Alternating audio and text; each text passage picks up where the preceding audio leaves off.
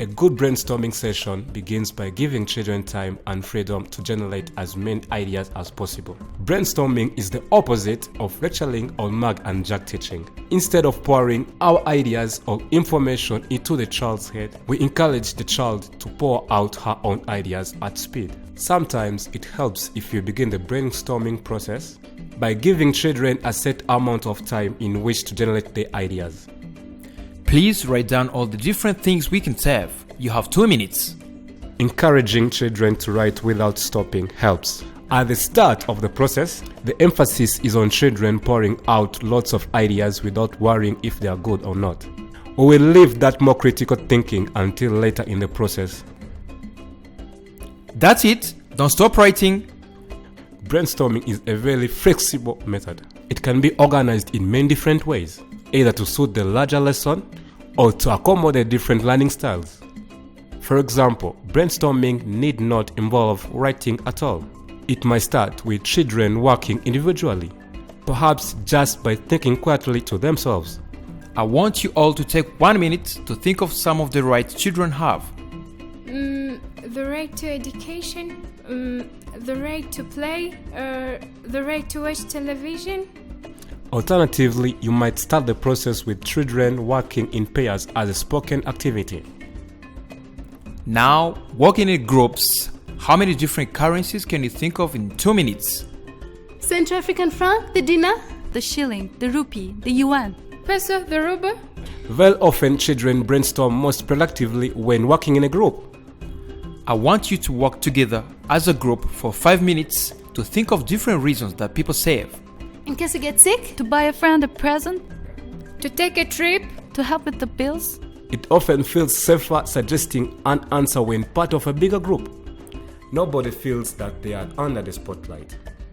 Children trigger ideas in each other. They feed off answers from other children. A bank is a safe place to save. Oh, please miss, you can save at home too. In this way, the session becomes more spontaneous and the ideas richer.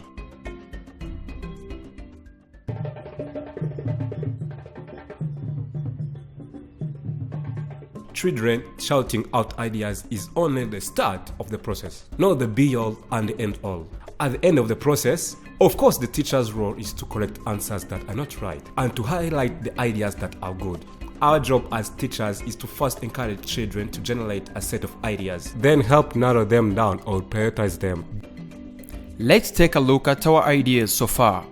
This might mean going back to the children and asking them what they think are the key answers, or to ask them if they want to challenge any of the ideas that are on the board.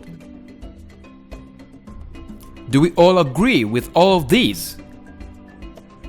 Which one should we keep and which one should we maybe say goodbye to?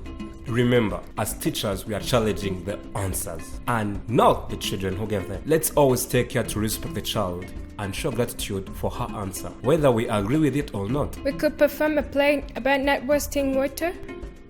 Thanks, Animata, for that idea. we could perform a play scolding boys for being lazy. Thanks, Fatima. Interesting idea. Let's put it up on the board for now and ask the others what they think about it later on. Ultimately, as a teacher, if you feel there are answers that are completely wrong, then you should mention those. Again, focus on the idea, not the child, and explain why you see the answer as wrong. Let's just clear this up. It simply isn't true. Children always have the right to education and nobody can take that away from you. You'll find many opportunities to use brainstorming in the Aflatoun box. We hope you and your students enjoy them.